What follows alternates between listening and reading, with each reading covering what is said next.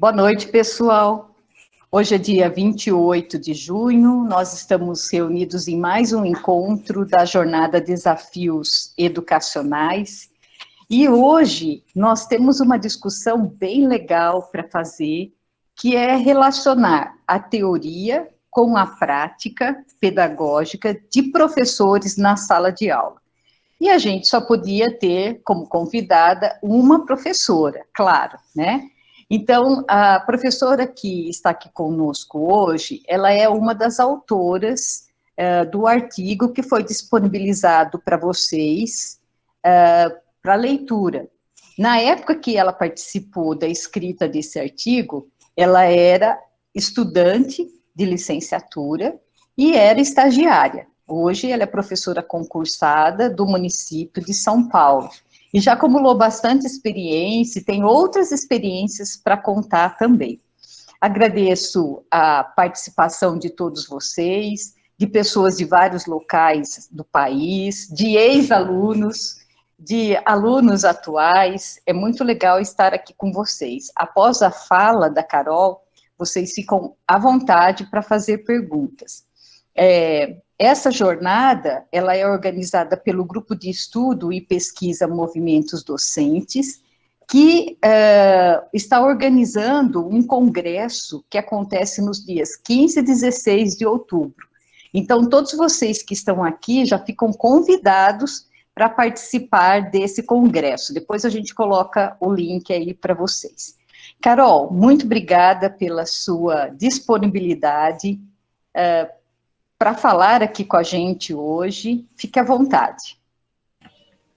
Obrigada, professora. Boa noite a todos, boa noite a todas. É uma oportunidade ímpar de estar aqui, né, porque são momentos como esse que contribuem para a minha própria prática, né, então eu vim falar um pouco de prática pedagógica, mas são esses encontros que me ajudam a refletir, trazem percepções diferentes das que eu tenho, às vezes. Então, estou muito feliz por estar aqui hoje. Para eu falar, tendo um amparo, eu organizei uma apresentação, eu vou compartilhar a tela com vocês.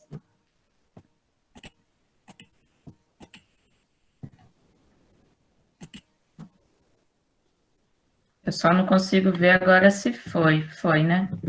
Foi. Então, para início de conversa, eu trouxe algumas inquietações, até gostaria que vocês comentassem. O que vocês esperam desse encontro? É muito estranho começar um diálogo sem saber o que a outra parte espera. O que seria essa relação entre teoria e prática? E como relacionar essa teoria com essa prática, né? E o que seria necessário para ser um bom professor? Se alguém quiser falar. Pessoal, fiquem à vontade para abrir o microfone ou para escrever sobre a relação teoria-prática. Quem gostaria de falar? Posso falar, professora? Pode falar, Jane. Então, vamos lá. Boa noite a todos, né? Obrigada pela oportunidade aí de estar compartilhando a experiência dela com a gente, eu acho isso importante, né? Eu penso que teoria e prática, essa relação, né, de teoria e prática é importante por quê? Porque a gente tem todo esse ensino da teoria, né? É super importante, a gente tem que ter realmente ter os caminhos, mas quando chega na prática, a gente sabe que tem um outro mundo, né, que a gente tem que vivenciar e trabalhar as pessoas, né, os alunos individuais, cada um com o seu mundo particular também, né, então a gente como professor vai enfrentar mundos diferentes, né, muitas vezes mundos, sentimentos, enfim, então acho que esse relacionamento, essa relação teoria e prática é importantíssimo também a gente ter assim, experiências passadas para nós, né, de como que é o mundo na prática também, né.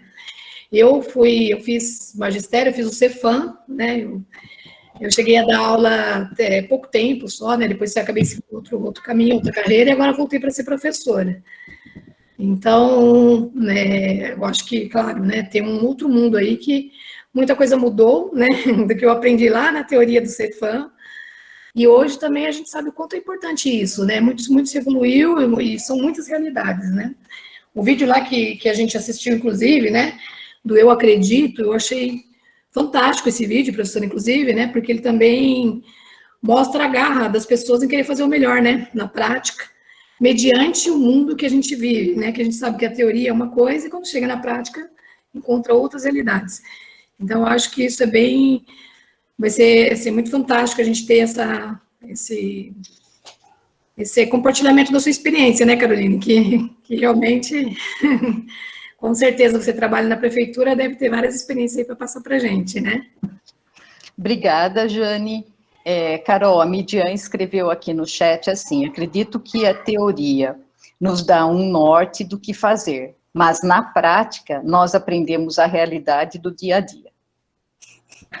Essa ideia, né, de que teoria é teoria e na prática é outra história, a gente escuta muito, né, principalmente quando a gente é professor novo na escola. E aí você chega e você fala que você nunca deu aula, você tem uma experiência muito rasa, vamos dizer assim, os seus colegas vão te dizer isso, né? Teoria é teoria, prática é prática. Hoje eu já não sei responder, eu não sei se eu responderia essa pergunta assim, né? Mas, então vamos lá. E aí, né? O professor de ciências, ou o professor de uma forma geral, ele se sente pronto para entrar em uma sala de aula apenas estudando teorias de aprendizagens, né? Diferentes metodologias de ensino e outros aspectos teóricos? Lógico que não, né? E aí eu coloquei algumas perguntas. E se tiver um estudante cego na turma? Se tiver um estudante com TDAH? Se não tiver o recurso? Se não tiver escola? Foi uma realidade que ninguém acreditou que ia acontecer e aconteceu. E se a organização dos espaços e tempos da escola for algo totalmente diferente que você nunca vivenciou, até mesmo como aluno? E se o estudante for surdo-cego? E ainda quis colocar essa inquietação, e se o professor tiver que trocar de sala? Então, lá na prefeitura, a escola que eu estou, era a sala de aula ambiente. Eu estou tendo que aprender várias coisas aqui, né? Porque eu desaprendi a trocar de sala. Aliás, né, como eu entrei na prefeitura e sempre fiquei nessa unidade, eu sempre tive sala ambiente. Então, essa troca de sala, para mim, está sendo terrível. Esses dias eu fiquei andando com um monte de material na mão, dor nas costas e vamos que vamos. Mas por quê, né? Porque o professor não se sente pronto para entrar numa sala de aula só estudando. Porque teoria é teoria e prática é prática. Né? A formação docente é uma constante relação entre teoria e prática. E aí lá naquele artigo, né, que eu escrevi junto com colegas, a gente discute isso. A teoria, ela ajuda-te a refletir na sua prática pedagógica. Te ajuda a pensar no que você fez com o olhar de outro, o olhar de quem estudou alguma coisa, de quem tem um estudo sobre isso. E essa relação ela não é automática. Então, a gente não simplesmente faz essas ligações de um dia para o outro. É um processo sistemático, de própria prática. Você tem que praticar a reflexão. Praticar onde você precisa melhorar. Praticar você olhar para a sua aula com viés mais crítico. E o que seria essa prática? Para a Gamboa, seria o conhecimento profissional do professor, que é necessário à ação docente. Então, nós temos uma bagagem enorme, né, como aluno, como estudante, mas chega na sala de aula, a gente precisa desenvolver esse novo conhecimento. E eu espero conversar um pouquinho com vocês sobre isso. Então, o que eu quero hoje é conversar, é trazer algumas narrativas, alguns relatos, compartilhar essas vivências que eu tive até aqui. São as minhas vivências, são únicas, então quando vocês entrarem na sala de aula, vocês vão ter as suas, e também compartilhar alguns dos meus desafios. E para começar, outra reflexão também, que é do artigo, que muitas vezes quando a gente pensa numa aula de ciências, a gente pensa naquela aula do laboratório, meus alunos, eles sempre querem, né, estou com o 6º ano agora, eles sempre querem começar, professora, você vai fazer uma experiência, né? E parece que o laboratório de ciências vai solucionar todos os problemas da sala de aula. E não é bem assim, né? A sala ambiente que eu estou lá, né, que eu estava até antes da pandemia, é o laboratório de ciências e não resolve os problemas. Ajuda em várias coisas, mas não resolve os meus desafios todos, né? Porque tudo é um processo de aprendizado. Aprendizado, você precisa aprender. Todo momento vai vir um desafio novo. você precisa planejar essas aulas. Sempre comento isso, né? O início é sempre o planejamento. Se essa aula não está planejada, dificilmente você vai conseguir até refletir sobre ela, né? Não refletir sistematicamente, lógico. Momento de troca de experiências como esse, que eu espero que seja, são fundamentais. Sinto todos os dias uma vontade de diversificar as minhas aulas, então acho que o dia que eu perder isso daqui, quer dizer que é o dia que eu preciso repensar muito, né? Porque se eu não quiser diversificar, não vai fazer mais sentido algum para os meus alunos. E eu acho que o maior desafio da escola pública é porque a gente lida com muitas vivências diferentes, muitos cotidianos, muitas rotinas, tudo é muito diferente. Você tem dentro da sala de aula 35 mundos distintos. E o laboratório, ele realmente não resolve o problema se você não criar vínculos, se você não estabelecer diálogos com esses estudantes, com os outros professores. Você precisa ouvir esses seus alunos, o que eles querem, o que eles sonham, quem eles são, o que eles gostam de fazer, né? Você precisa estudar, você precisa refletir a todo momento, porque se você não conhece a realidade do seu estudante, não faz sentido algum você continuar, você querer que essa aula seja significativa para ele. E qual seria o objeto de estudo desse professor? É o próprio estudante. Então, a gente precisa se basear em como eles aprendem, para que você crie espaços, você crie tempos, você organize estratégias para atender esses estudantes e para que eles possam aprender. E aí, para contar um pouco da minha história, eu vou trazer alguns outros relatos que não estão naquele artigo do estágio supervisionado da Fundap, meu relato como professora de ciências, e aí, como a Marilana começou falando também, meu relato como professora de robótica. E aí eu até separei, né, essa professora do ensino remoto, que se tornou uma outra professora, e atualmente que eu estou começando a refletir sobre a professora desse ensino híbrido. Então, além daquela experiência do osso de galinha, a gente fez muitas coisas no estágio, né, eu e os estudantes. Construímos diferentes filtros, a gente fez aquele microscópio com laser, então a gente analisou micro-organismos que existiam numa gota de água, construímos meios de culturas, fizemos experimentos de fermentação, de reações químicas, então nem sempre usando reagentes de laboratório que nem todas as escolas têm, na maioria das vezes eram coisas que eu levava de casa para a escola. Aqui seria o registro da atividade de flexibilidade de um osso, que foi a atividade que deu origem lá ao artigo, né, junto com a outra professora. E aí, quando eu me torno regente, uma coisa que eu gosto muito de trabalhar com esses estudantes a gente faz os seminários, que eles gostam às vezes, né, alguns. Então, a gente faz os seminários e todo mundo avalia os seus colegas. Então, faz uma autoavaliação e avalia seus colegas. Isso porque muitas vezes a gente pede para que esses alunos sejam críticos, sejam autônomos, e a gente tem que oferecer um momento, um espaço para que eles possam desenvolver essas habilidades. E aí, a gente teve um incêndio na escola, ficamos sem uma escola, né? Fomos abrigados em um céu, e aí a gente ficou sem escola, sem laboratório, e mesmo assim a gente fez uma atividade de coleta e observação de artrópodes. Eram 3 turmas juntos, cerca aí de um pouquinho menos de 90 alunos. Então, todos participando, com lupa, com microscópio, com imagens. Realidade virtual, uma coisa que eu gostava, né? Gosto ainda de trazer para eles, para trabalhar o tema de astronomia. Fizemos também a escala do sistema solar, com bexigas, bolinhas de papel, que era para eles terem essa ideia, nessa dimensão, distanciamento das galáxias, para demonstrar uma das evidências do Big Bang, então cada um fazia. Estudando sistemas do corpo humano, então para estudar os sistemas do corpo humano, eles montavam os sistemas em folhas. Fizemos também a observação de um coração de boi, de algumas células no microscópio. Aqui, essa atividade aqui eles gostaram bastante, a maioria nunca nem sonhou em ver algo parecido com isso.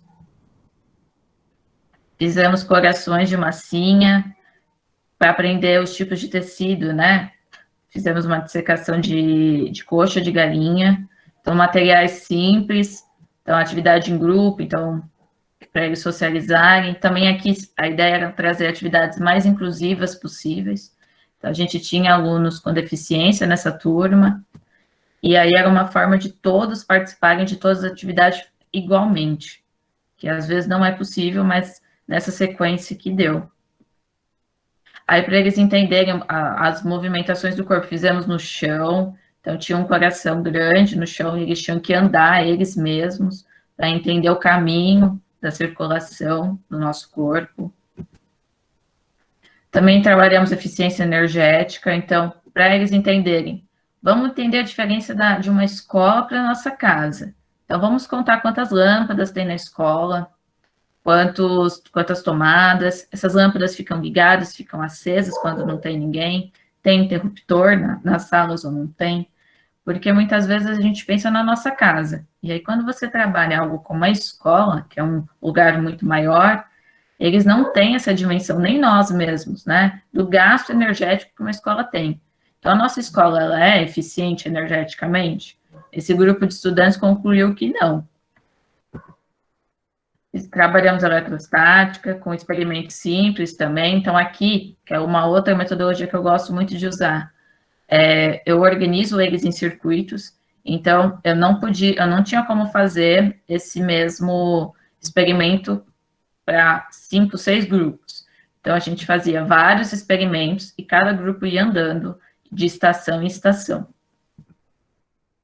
E aí, o que tem próximo da minha escola? Então, uma outra coisa, o estudo do meio. Então, vamos colocar esses estudantes para andar nos arredores da escola. O que tem? Tem lixo. Aonde tem lixo? Aí eles posicionavam o que eles encontravam de bom ou de ruim, eles posicionavam no mapa. Fizeram análise da água também, do córrego próximo à escola. A gente também trabalha muito as experiências livres, então, lá no terceiro bimestre, eles se organizam em grupo, escolhem uma experiência e fazem para os outros. Então, a experiência é livre, desde que obedeça os critérios lá, né, que mantenha todos seguros. Eles fazem o que eles querem, que é um momento que geralmente eles adoram fazer o vulcão, e apresentam e também avaliam seus colegas. E aí, aquela mesma experiência de fermentação que eu fiz no estágio, entra com outro contexto, que é outra coisa também, você vai reaproveitando ideias, mas dentro de conteúdos diferentes. Então, trabalhei de novo o mesmo experimento de fermentação, que é com fermento, vinagre, produção de gás carbônico, dá para conversar com eles também. Mas aqui, nesse 9º ano, a gente trabalhou sobre a origem da vida. Então, a gente discutiu, a partir desse experimento de fermentação, que tipo de respiração iria surgir primeiro, aeróbica ou anaeróbica. E também foi esse experimento foi um gatilho para uma atividade de correção de texto. Então, eu criei um texto cientificamente errado e eles tinham que corrigir depois dessa experiência. Batata quente, então, a gente pegou uma bola, fazia batata quente de palavras relacionadas à ciência. Então, aí a brincadeira igual, aí se a pessoa não sabia o que falar, aí ela tinha que sair da brincadeira também. Construção de modelos em astronomia é algo que eu gosto muito de fazer, porque ajuda muito eles a entenderem os conceitos. Então, estações do ano, construindo a partir das informações do livro didático. Também fiz, de novo, o meio de cultura como forma de... Esse aqui já é outro no ano, naquele primeiro que eu mostrei. Então, meio de cultura como forma de discutir a origem da vida. Outra coisa, quebra-cabeça. Então, vamos montar um quebra-cabeça para entender as fases da Lua. Então, a gente já trabalhou todo o conteúdo, a gente já fez exercício, a gente já construiu o modelo. Vamos agora montar um quebra-cabeça só para fechar esse assunto. Aí aqui também eram estações, foi uma sequência que eu fiz com estações também, e aí os grupos iam para uma sala separada, e eles tinham que me ajudar, né, nessa tarefa aí, o que a gente tem que fazer para criar um eclipse. Então, eles iam lá, eles se organizavam, e tentavam solucionar a problemática que eu tinha colocado para eles. Então, a gente também já fez outras experiências químicas, que era o sopro mágico, montagem de fósseis, construção de linhas do tempo, construção de uma tabela periódica, né? Que aí a gente trabalhava também no número de prótons, nêutrons, elétrons, e construímos a tabela periódica, cada um fez um elemento químico. E aí eu me tornei professora de robótica, né, como projeto de contraturno. E aí foi uma outra experiência, foi tudo aqui aprendizado mesmo, porque aí eu me formei junto com o projeto, né, estou em formação junto com o desenvolvimento do projeto. Então, a construção de modelos, construção de modelos livres, então, eles tinham material estrutural, eles montam o que eles queriam, sempre tem uma aula dessa, para eles colocarem o que eles aprenderam em prática, e também para se distraírem, para se divertirem um pouco. Desviando de obstáculos é um protótipo que eles gostam bastante de fazer, então eles têm que construir um protótipo que consiga desviar, então você coloca obstáculos na sala, eles vão desviando. O projeto de robótica, além de desenvolver autonomia, o interessante é que ele trabalha muito o trabalho coletivo e colaborativo desses estudantes. Então, nenhum robô do meu projeto de robótica foi construído sozinho. Então, todos os alunos participavam.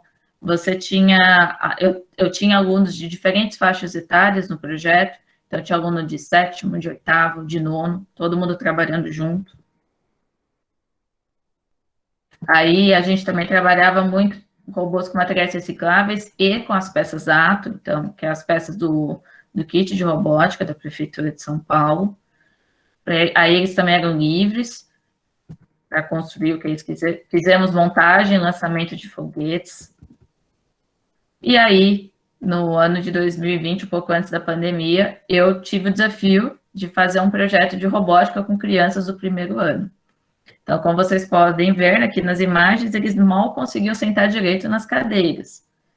E aí, mas foi um projeto muito bonito, foi uma experiência única. Fiquei com vontade de quero mais, porque eles são muito participativos, muito mesmo. Então, aqui nesse momento, eles estão explorando as peças do kit de robótica. Eles podiam construir qualquer coisa, então eles construíram castelos, casas, carros, o que você imaginar. Também trabalhamos a sombra de robôs, então cada robozinho desse era o nome deles na sala, porque é outra coisa que eu também tinha, né, no laboratório, então era um painel de nomes. Quem são os estudantes que estão ali, né, que fazem parte desse laboratório? Eles construíam seus painéis. E o do 1º ano de robótica eram pequenos robôs com sombra e o nome deles. Aí chegou a pandemia, e aí veio outro desafio, né? Como ensinar robótica para crianças de 1º ano à distância. Partindo do pressuposto que talvez esses pais nem sabiam do que eu estava falando. E aí a gente trabalhou muito o Google Formulários, trabalhei comandos, né? Então, como fazer saber e chegar até essa flor? Vamos fazer uma investigação, de onde vêm esses alimentos? Vamos gravar um vídeo.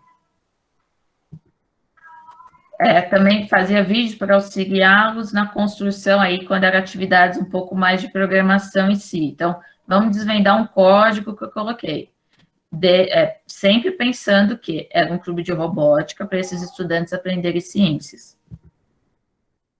Então, trabalhando na alfabetização, né, sempre procurando desenvolver ao máximo o ambiente alfabetizador. Então, vamos tentar chegar ao fim do nome da professora, que comandos você vai usar.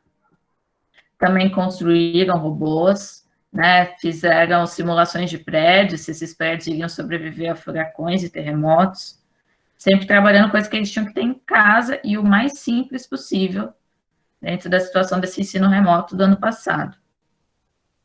E uma outra coisa também, plantei feijão com o 6º ano, sempre procurei trabalhar com estratégias gamificadas, construímos disco de Newton, fizemos modelo de dias e das noites, fizemos imitações de cientistas, observação de células, e eu sempre procuro, né, pensar nisso, pensar em necessidades que são inéditas. Então, esses estudantes estão com dificuldade de se concentrar, estão com dificuldade, eles têm um momento para eles estudarem, eles vão conseguir assistir uma aula síncrona, ou eles só vão conseguir assistir uma aula gravada, e eles vão conseguir assistir essa aula gravada.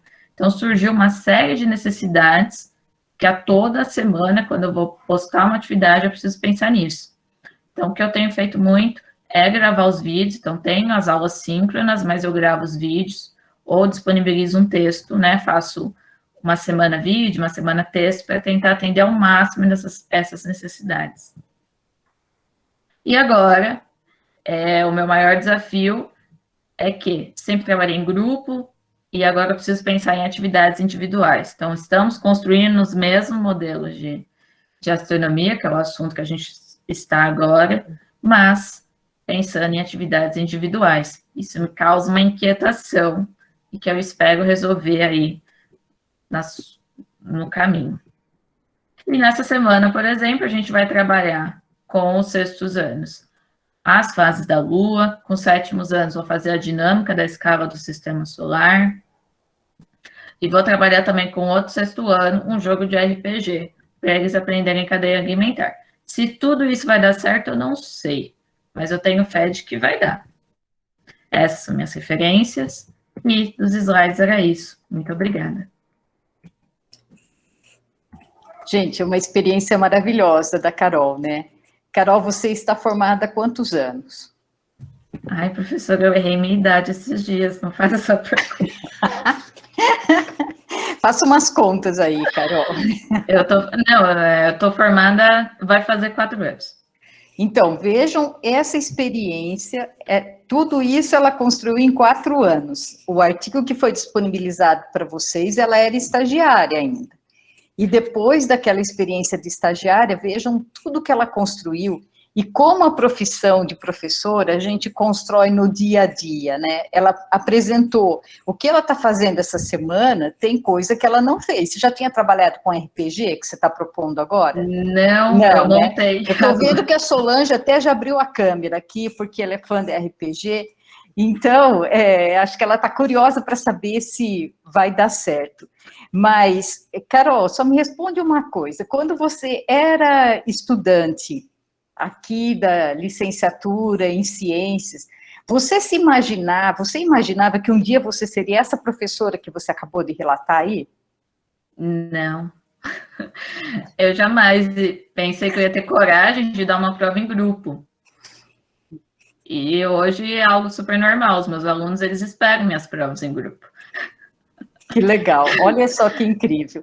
Então, gente, às vezes, quem é estudante no começo da licenciatura fala assim, nossa, eu nunca vou ser capaz de fazer isso, mas vai sim, porque a própria prática vai nos levando, e a Carol é um exemplo disso, por isso que eu gosto dela, vir contar a história. Já faz uns 3 anos que ela conta a experiência dela, e a cada ano tem um pouco mais, né? Agora teve a experiência da Carol remota, agora a Carol híbrida, que se somou a Carol robótica, e a Carol de ciências, a Carol estagiária, é muito legal. E todos nós, todos vocês que estão aqui, podem passar pelo mesmo processo.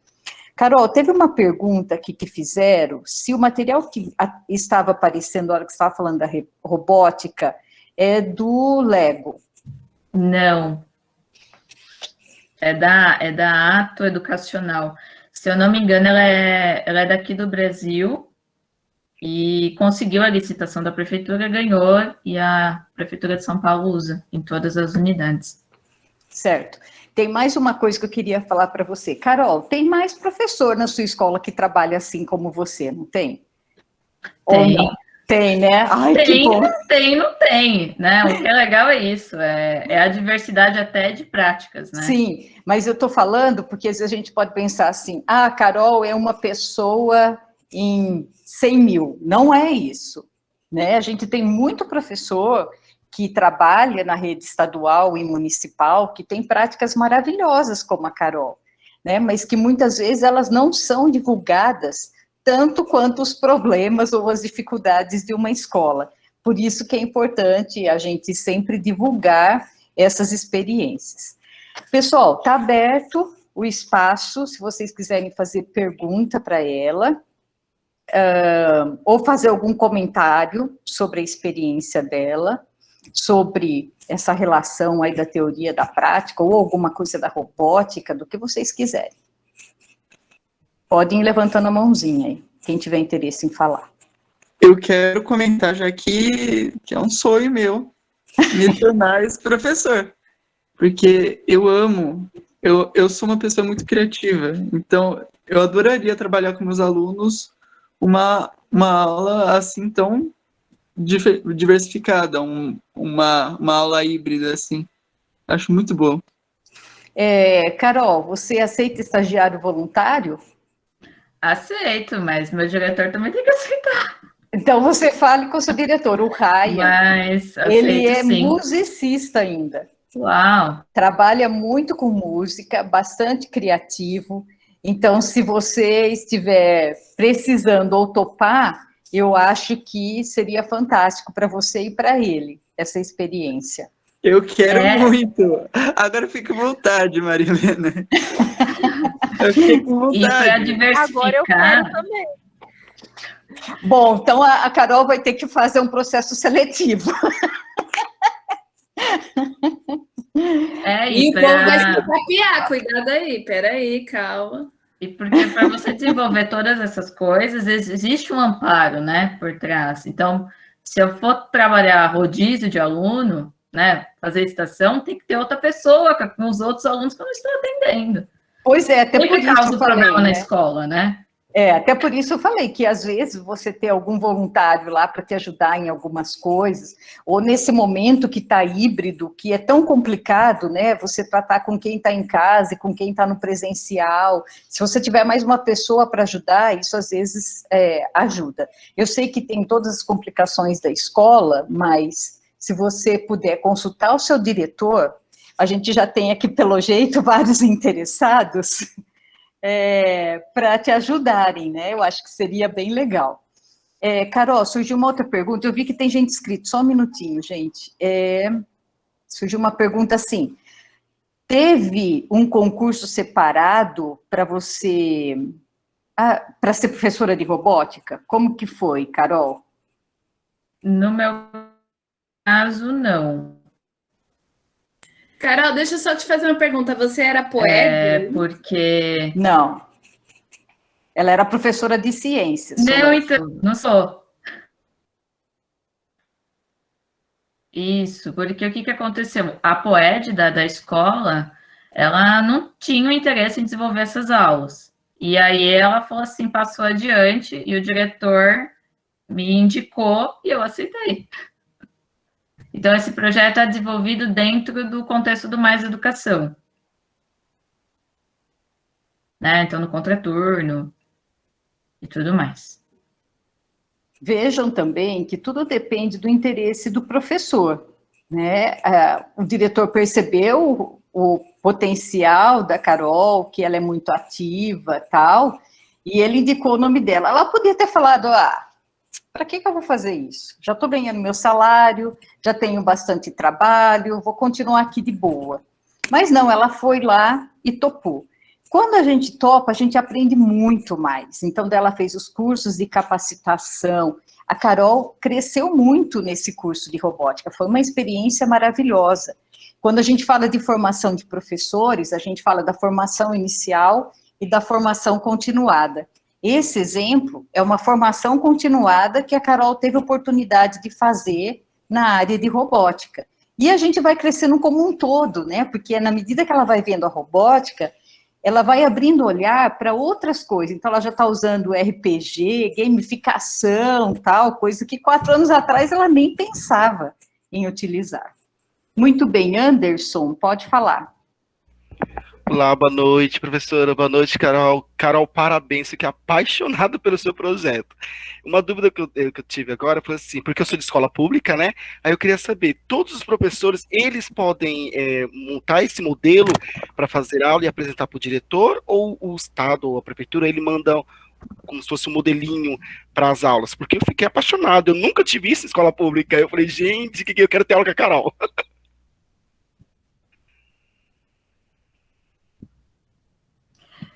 Então, o projeto de robótica da prefeitura, ele acontece em todas as escolas, né? Ele já está institucionalizado, mas o professor responsável é o professor de informática. E qualquer professor pode, desde que ele tenha um certo perfil, ou ele tenha uma formação para isso, mas qualquer professor vai poder desenvolver, mas a prioridade é para esse professor de informática, que ele já tem toda uma formação voltada para isso. Mas a prefeitura de São Paulo está assim. Ah, perfeito, Linda. Parabéns, viu? Obrigada, Anderson. Agora é o Afonso. Obrigada. Oi, pessoal, boa noite para todo mundo. É muito legal ver a apresentação da Caroline. Gostei muito, parabéns pelas experiências, iniciativas, a força de vontade, essa diversidade, a busca da diversidade. São muitos desafios colocados já normalmente, sem uma pandemia. Imagina o que você está enfrentando e com muita garra, né? Então, quero te parabenizar. Você está demonstrando exatamente o que é a praxis pedagógica, né? Essa busca da relação entre teoria e a prática. Então, que não é fácil, que não tem fórmula mágica, que se constrói dia a dia, né? Então, e aí você vê que o processo formativo inicial é fundamental e se vê que, nitidamente, que a contribuição aí do teu programa de formação na Unifesp, né, na licenciatura, foi fundamental para abrir esses horizontes, que não é suficiente, claro, depende da pessoa, né, mas eu acho que essa formação inicial foi muito rica e poderosa, por isso que você conseguiu achar o teu lugar, né? Parabéns.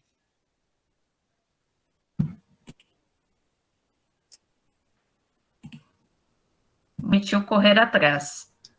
E me ensinou muito isso. Então, a qualquer desafio que é colocado na minha prática, eu vou ir atrás de algo para solucionar. Acho que isso eu devo a todos os meus professores da Unifesp, e principalmente a professora Marilena. Obrigada, Carol. Obrigada pelo seu comentário. Afonso. Solange. Não, você falou do RPG, professora. Vou até dar uma... Porque acabei de fazer uma live, né? De RPG no canal que eu criei justamente para os professores por causa dessa questão da pandemia. Meu canal ele tem 1 ano, que foi justamente quando eu percebi que a coisa ficou enlouquecida, que eu falei, gente, vamos fazer alguma coisa para ajudar esse povo aí. E a gente falou de RPG esse final de semana e eu entrei num servidor de RPG do Discord, né? Que o Discord, eu não sei se vocês conhecem, é uma plataforma de jogos. E ele chama Nukturp, o nome do servidor do Discord. Cara, eles têm toda uma estrutura online para jogar RPG. Eu fiquei fascinada, eu achei fenomenal.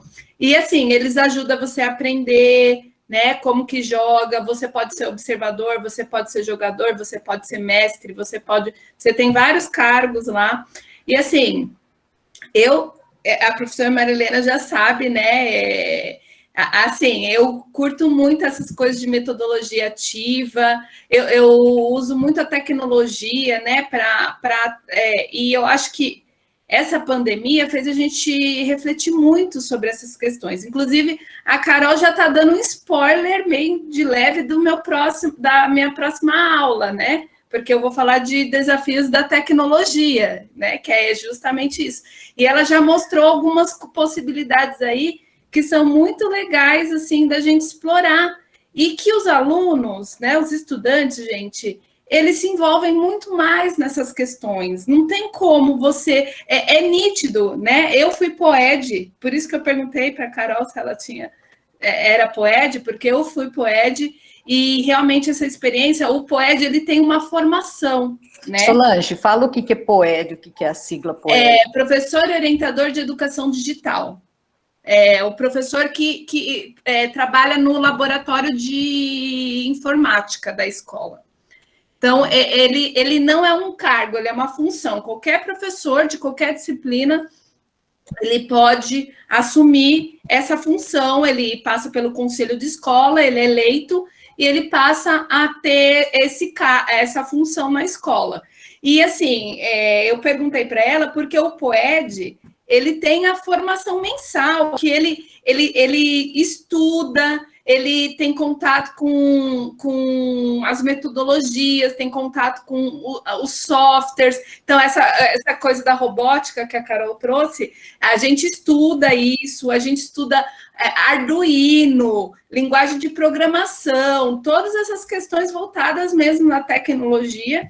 E isso facilita muito a vida do professor, porque ele tem, né, a formação, ele não fica totalmente desamparado. Que eu acho que isso que o professor, a gente, né, como professor, a gente tem que buscar muito a nossa autoformação.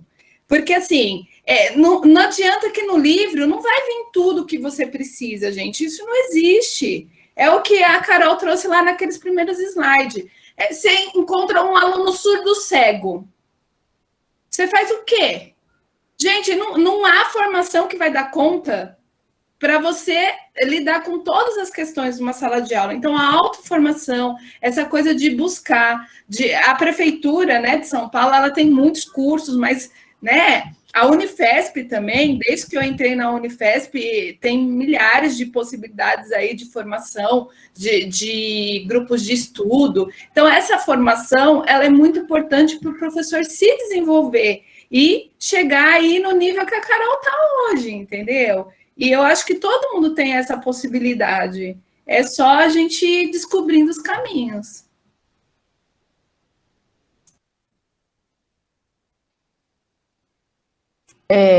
Muito bom, Solange. Aproveita, coloque o link do Ousadamente aqui, onde está esse último vídeo seu do RPG, porque é o povo que está querendo jogar RPG. Quem sabe a turma se junta lá.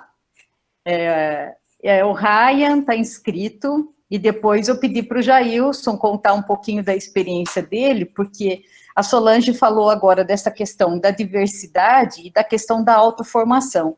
Às vezes a gente pensa assim, eu vou fazer um curso e daí eu já estou formada, estou preparada. Não, eu preciso estar sempre me capacitando, né? E o Jailson tem uma experiência bem diferenciada. Pode falar, Ryan.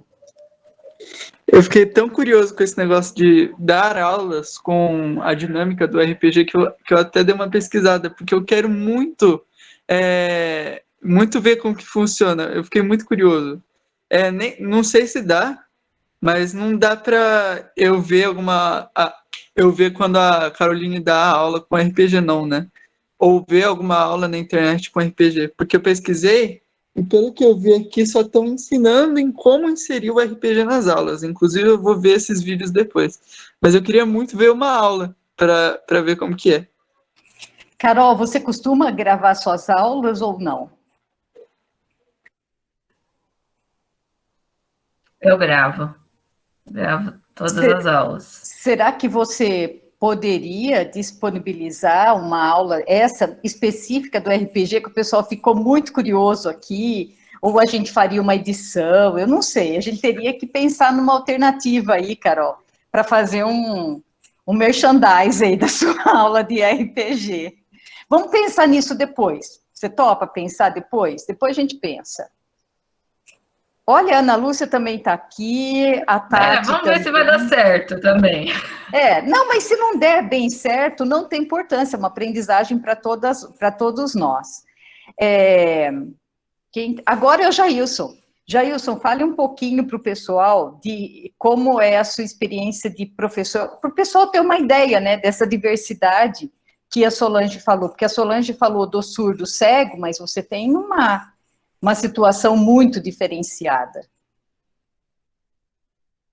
Falo sim, boa noite, pessoal, boa noite a todos. Para quem não me conhece, eu me chamo Jailson, sou recém-formado no curso de Ciências, licenciatura, com habilitação em Biologia pela Unifesp. apresentei esses dias, nesses meses passados, meu TCC com a professora Marilena. A minha experiência, eu dou aula também numa escola particular, em São Bernardo do Campo, como professor de Ciências e Biologia, já há 3 anos. E durante esse meu percurso, tanto na escola, como também em outros ambientes de ensino, que é o que eu vou citar aqui para vocês, foi uma experiência que me marcou bastante, ainda me marca, né? Foi objeto de estudo aí do meu TCC, foi uma experiência que eu tive no GRAAC, que ainda estou tendo, na verdade, né? Continuo lá, que é o Grupo de Apoio à Criança e Adolescente com Câncer. Então, eu ministrava a aula para crianças que estavam em tratamento oncológico, fazendo acompanhamento pedagógico desses alunos. Então, como a professora falou aí na questão de diversidade, né? Então, temos surdos, cegos numa escola dita, entre aspas, normal, e uma criança que está com tratamento bem invasivo com relação ao câncer, né? De que forma a gente pode propor atividades diferenciadas, né? Atividades aí que busque incentivar o conhecimento científico, né? O ensino de ciência propriamente dito, para as crianças que estão em um ambiente totalmente diferente de uma sala de aula, que não pode ter contato com outras crianças e poder ter essa troca de experiência aí, como que a Carol faz com as suas turmas. Então, isso me fez ver de uma forma totalmente diferente, né, porque eu tive que abordar coisas diferenciadas para cada um desses alunos de forma sempre individual, porque o tratamento de um não é o do outro, um aprende de uma forma diferente do outro. Então, são experiências que eu tive e ainda estou tendo, né, atualmente, com relação a essa diversidade enorme que tem. Porque, além de ter, pode ser que tenha aluno que seja surdo, cego, e ainda vem a questão do tratamento do câncer, né, que é bem invasivo, como vocês devem saber. Então, basicamente, a minha experiência é essa, né, que está aí ainda, estou engatando ainda nessas experiências aí, todos os dias. E é interessante que o Jailson também teve que passar por esse processo de autoformação, porque nenhum curso de licenciatura prepara a gente para uma realidade dessa. Não mesmo. E quando ele começou, ele era monitor, né, da disciplina de EE, e daí ele chegava e contava para mim, olha, para hoje aconteceu isso. Falava, ai meu Deus, Jailson, para de contar isso, eu não poderia ir trabalhar igual você faz. Então, é uma experiência, assim, encantadora e que mostra que o curso de formação inicial é apenas inicial mesmo. A gente aprende a vida inteira. Eu tenho quase 60 anos e continuo aprendendo. Esse fim de semana eu aprendi a mexer no Microsoft Teams, que eu nunca tinha usado, e tive que aprender. E daí meu computador é Apple, Microsoft é arqui-inimigo da Apple. O negócio deu um nó aqui e eu tive que resolver. Então, a gente que é professor e todas as outras profissões também, precisamos estar o tempo todo nos capacitando e nos formando. Desculpa, professor. Ainda mais ainda estou aprendendo, na verdade, né? Porque esse remoto, imagino vocês, né? Os problemas aumentaram mais ainda, né? Sim. Porque a gente tem um aluno que está com tratamento ecológico, ainda mais dando aula remota, né? Então, percebe que é algo que está cada vez maior, né? Então, tem toda essa questão. E eu estou cada dia mais aprendendo e buscando sempre melhorias, até para a minha formação e também para a minha prática pedagógica em sala de aula, não só no hospital, como também na escola que eu dou aula, no colégio. Legal, Jailson. Afonso, a sua mãozinha está levantada daquela vez ou é você que quer falar? Eu sou um Fica à vontade. Durante mais de 20 anos, a gente trabalhou lá na Fundação Santo André com a criação de uma ludoteca de educação científica. E na minha disciplina lá de instrumentação para ensino de química, e a gente tinha essa perspectiva de metodologias alternativas, né? E fizemos vários jogos, várias propostas, inclusive RPG. Claro que o meu foco lá era ensino médio, mas tinha muita coisa que dava para ser adaptado, né? Hoje já existem várias pesquisas sendo realizadas sobre o lúdico no ensino e RPG, inclusive, né? Então, se vocês procurarem essa temática, vocês vão encontrar publicações, teses e várias coisas sobre o assunto. Andei juntando material, né? No nosso projeto lá, o Tá Rolando Outra Química, a gente tem um capítulo sobre a ludoteca, né? Infelizmente, eu me aposentei, esse material ficou lá e eu não conseguiu um espaço, um lugar, ainda mais com a pandemia, para mandar esses jogos, né? E para que as pessoas usassem. Eu tenho até medo que sejam descartados, né? Que se percam, né? Seria uma pena. Eu fico muito triste, de repente, dava até para o pessoal. O Arnaldo é meu intermediário nesses assuntos, então vocês podem combinar com ele para ver a Juliana também escreveu aqui que tem um catálogo disponível que ainda está incompleto. Juliana, talvez a gente pudesse ver para completar esse catálogo, ou ver para publicar mesmo sem estar completo, né, Afonso? Para não perder esse material, que é muito rico. Ele deve entrar, né, nessa versão do livro que a gente vai fazer do Tá Rolando. Que bom, química. Boa notícia. Tá bom, legal, não sabia. Está previsto isso. Mas maravilha, eu acho que isso é ótimo. É um projeto que a gente tem aí a gente fez aquele artigo para o Movimentos Docentes, agora a gente tá o projeto de um livro. Certo, então, pessoal, aguarde um pouquinho que logo sai esse livro aí para vocês. Mas a gente vai trocando figurinhas sobre o assunto. Sim, sim. Juliana? Não, eu só ia falar que o catálogo ele está publicado no nosso site, só que ele está incompleto. Eu fiz o meu projeto de TCC, foi justamente tentar divulgar essas metodologias que a gente produzia. Só que, como a gente trabalhava com setores, aí ficava um pouquinho complicado cobrar dos outros pessoais o catálogo da Ludoteca. Mas está tudo disponibilizado lá no site. Então, coloca o site aqui para a gente, Gil, por favor. Vou pôr. Assim o pessoal pode pesquisar depois. É um spoiler do que tem no livro. É o spoiler do livro. O site, que depois virou nosso grupo de estudos, chama Química Ensina. Legal. Vejam quanta experiência rica a gente tem aqui, né? Era para falar da experiência da Carol, já falou a Solange, já falou a Jailson, já falou a Afonso, já falou a Juliana.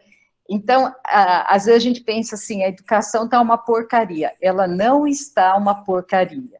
A gente tem muita coisa boa acontecendo nas salas de aulas. Nós precisamos dar vozes para esses professores. Então, quem está aqui participando hoje, seja de qualquer lugar do Brasil, se tiver alguma experiência legal e queira compartilhar, pode fazer contato, a gente vai ver, porque a gente tem o maior interesse em divulgar essas experiências. Eu estou colocando aqui o meu e-mail, vocês podem mandar e-mail falando, olha, eu tenho tal experiência, gostaria de divulgar, vamos. E tem o congresso também, né? Movimentos Docentes, que acontece em outubro, que é uma ótima oportunidade para vocês divulgarem o trabalho. E tem também a parceria com a editora V&V, que vocês também podem fazer contato com ela, e ela também pode ver isso. V&V Editora. Pode falar, Afonso. Marilena, a questão do grupo de interação e formação, né? Que o tema vai ser autobiografias, né? Então, vou trabalhar essa coisa de registrar a própria prática, né? Legal, muito bom. Prática. O Afonso está lembrando que ele vai liderar um grupo que vai discutir essa questão da autoformação também, que a gente falou aqui, questões teóricas, fundamentação teórica. Então, se alguém tiver interesse, isso vale como uma atividade complementar, tem um certificado como se fosse um curso de extensão, então é uma experiência legal também de formação, de capacitação continuada. Mais algum comentário, por favor, pessoal? Juliana, o pessoal está... Tem o Marcelo. Marcelo, eu perdi. Marcelo? Desculpa, Marcelo, pode falar. Obrigada. Bom, beleza. Boa noite aí, professora, todo mundo aí. Adorei a experiência das pessoas que você trouxe aí. A minha tia, ela dá aula na prefeitura também, curiosamente professora de ciências, como a Carol, se não me falha a memória, e dá aula de robótica. Ela foi para essa área de robótica também, então ela está no laboratório. Mas a minha pergunta é, desculpa. A pergunta é de uma coisa que foi falada antes, que fiquei muito curioso. Eu nunca tinha parado para pensar nisso, mas assim, como é que dá aula para uma pessoa que não enxerga e é surda?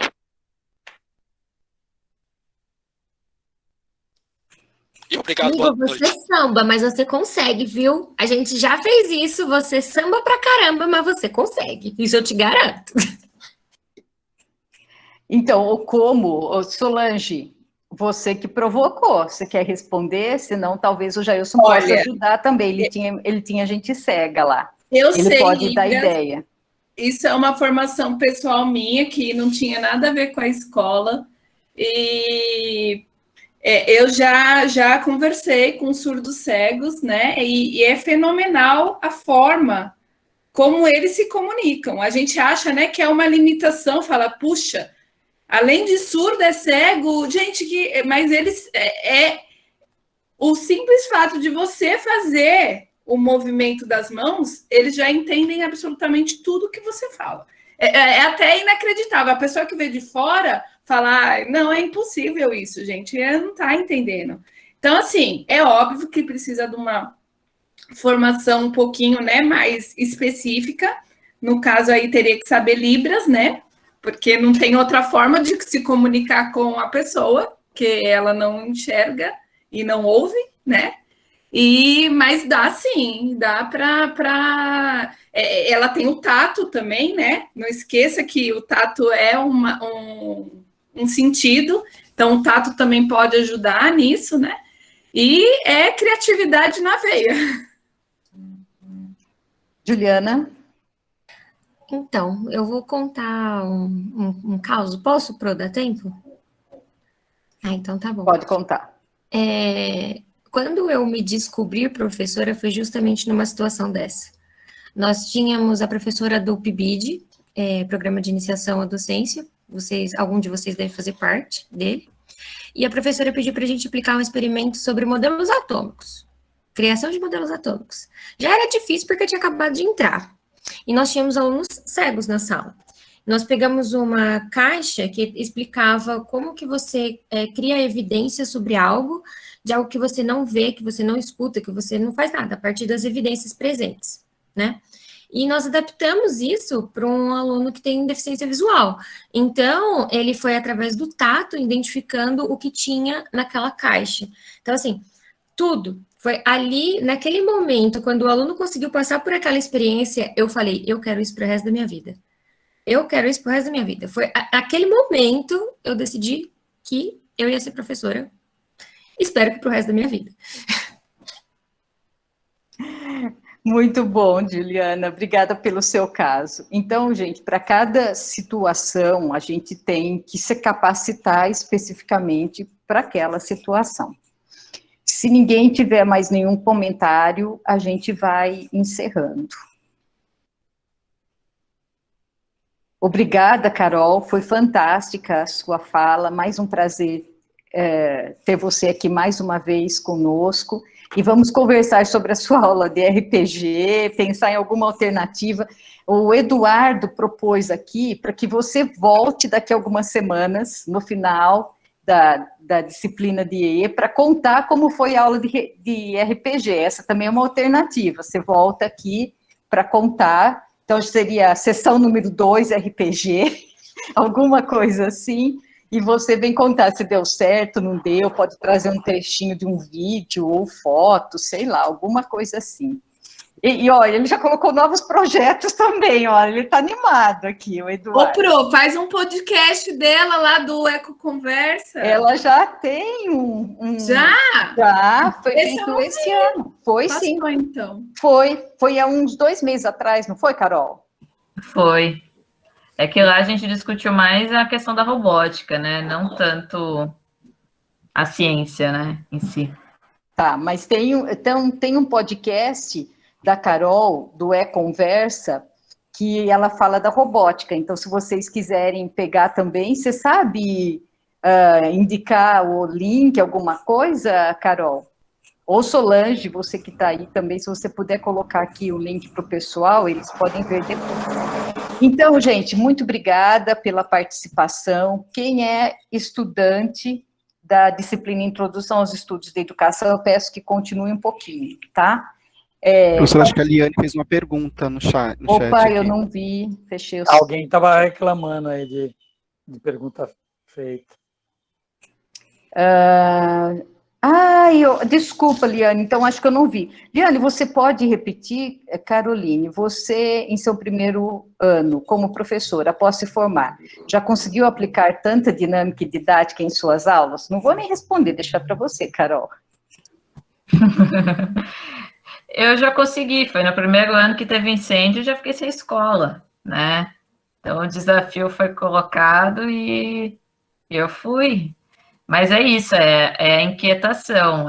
Eu não gosto de aluno sentado individualmente fazendo uma atividade. Gosto de aluno em grupo. É por isso que eu estou sofrendo muito nessa situação do ensino híbrido, né? Do distanciamento. E a Érica e o Jailson já estiveram do outro lado, né? Eles já tiveram que tentar fazer algo que eu tinha colocado como ideia, né? Sim. A Carol já era assim como estagiária, gente. Enquanto ela estava no final do curso, ela já estava fazendo uns experimentos, digamos assim. E daí, no primeiro ano, ela se soltou, né, completamente, porque daí a sala era dela. Antes, como estagiária, a sala não era dela, então existia uma limitação. Da hora que a sala ficou dela, então dela se soltou. Aí a importância da autonomia do professor, de pensar, tudo isso.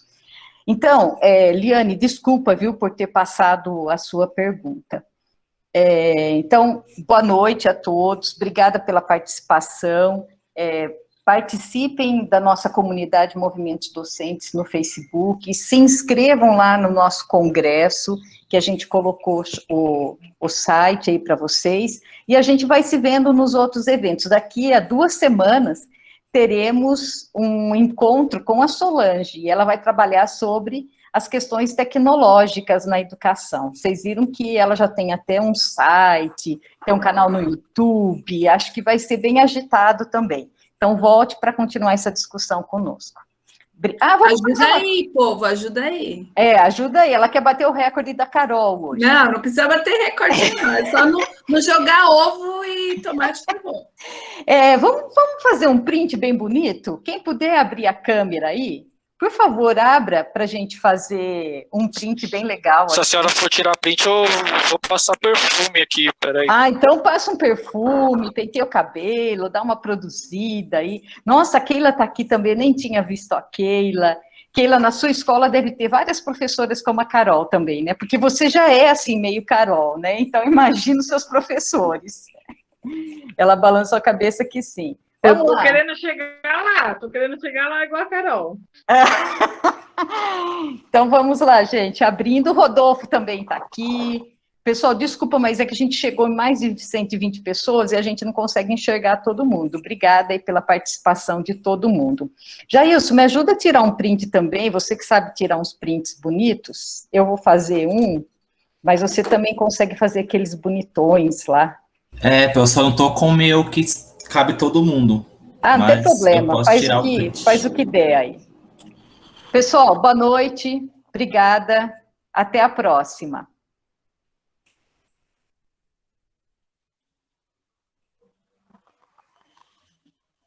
Parou a gravação, Amanda? Não seria melhor manter para quem... Não, faz o seguinte, para e a gente começa de novo, acho que é melhor.